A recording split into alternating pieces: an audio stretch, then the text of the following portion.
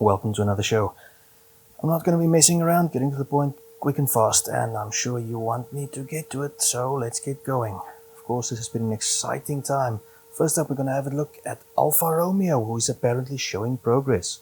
According to Alfa driver Antonio Giovinazzi, oh, what an awesome name, Alfa has shown progress despite aerodynamic rule changes and Pirelli's new tyres.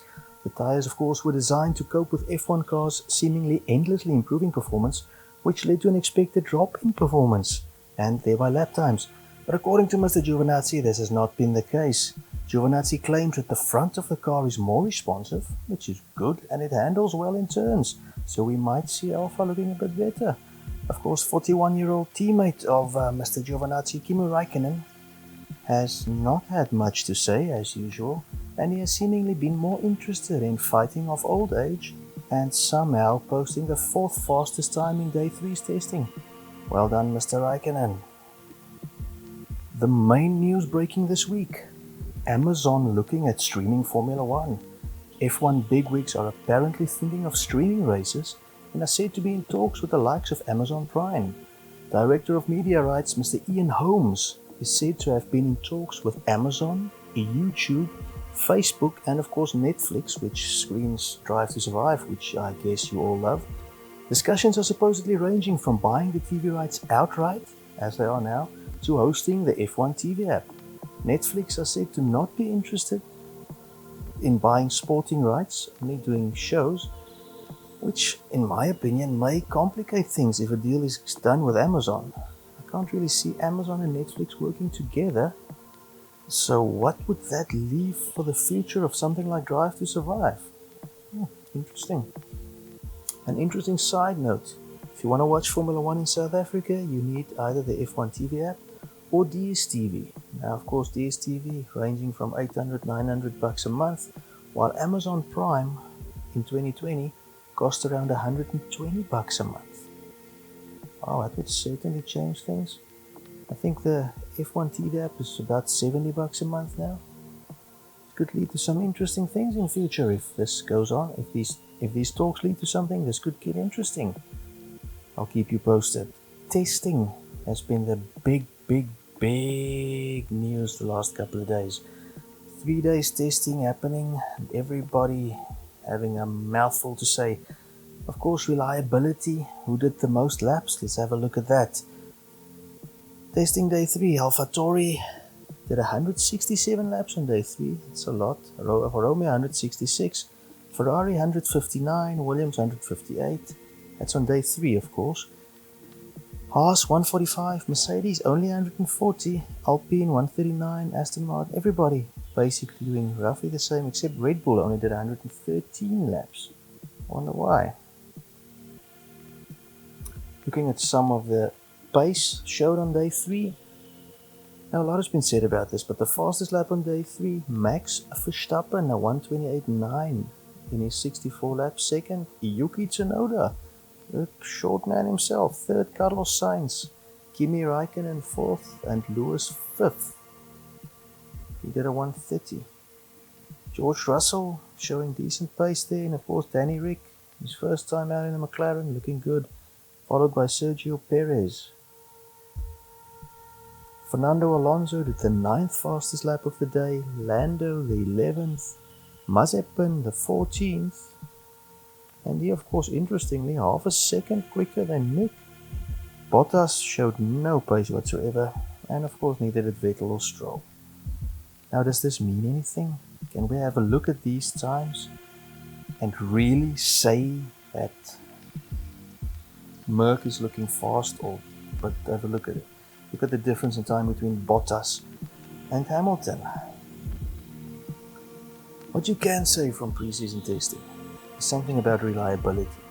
Let's have a look at most laps completed on all 3 days together. It's Alfa Romeo and AlphaTauri doing 422. They seem to be the Alpha teams. Ferrari does 404, which looks a lot better for their reliability. Alpine, Haas did a lot of laps. Everybody did more than 300 laps, with Mercedes doing the least laps. Now, does that mean Merc will have some trouble this year? I don't think you can say a lot from preseason testing. This is it, they're testing things. And then there's, of course, mental games, sandbagging. You see this every year. So I don't think you can see a lot about the pace. You can, however, see a lot about consistency, reliability, and all the cars seemingly looking pretty decent. But the pure pace we will only see in a couple of days' time when race 1 comes around. McLaren showing some pace. Now it looks like I'm talking against myself now, but have a listen. Let's see what I'm saying. I'm a huge McLaren fan, have been for decades.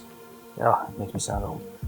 Now my boys seem to have had no issues on track. Now that's what I mean showing promise. Brimming with confidence, no issues, did a lot of laps. Danny Ricciardo has a lot to prove after not quite living up to that early Red Bull expectations when he beat Vettel. And Lando Norris is reaching that point where promise has to start delivering. So I'm thinking this season might be the season. The team showed some pace and they showed a lot of reliability with the new Merc engines in testing. And a lot has been said about the new diffuser. According to the F1 website, McLaren is lying 4th on the long run pace, which means they should, if this is accurate, be there or thereabouts to sneak in if Red Bull or Merc crash out or have some trouble. Now that should be some interesting things because Ferrari is also looking quick and Aston Martin have a lot to prove. It's one thing, of course, for McLaren being the most marketable boys on social media, but at some stage results have to start talking louder than jokes and pranks. And here's hoping that it's this season. Merc struggles. Now once again, a lot cannot be said from this testing, but we have seen some issues from Mercedes that we did not see in previous seasons. Gearbox issues early on, doing the least amount of laps in testing. However, I think Carlos Sainz from Ferrari probably summed it up best when he said, "I believe nothing from Mercedes or what I see from the other teams. It's still too soon." Ex-F1 driver Mr. Jan Lammers, however, believes Merc were overwhelmed, in his own words, by their testing issues.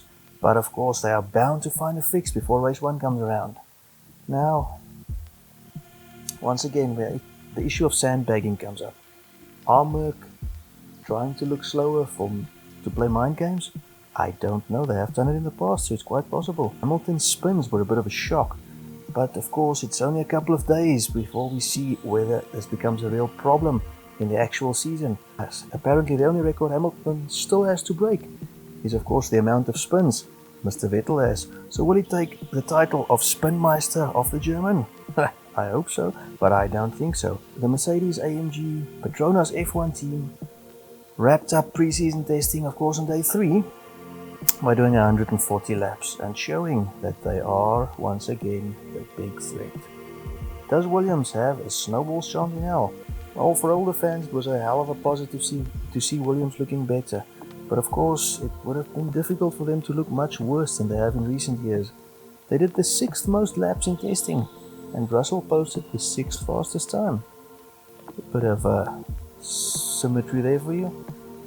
George Russell says that the car is very sensitive to the wind, and that while the FW43B is an improvement, there is no sign that they have closed the gap to the midfield. Also, Russell added that he expects a yo-yo effect this season, with the car being fast on some tracks and slow on others. Let's hope they get some points. It would be nice to see them in the points for a change.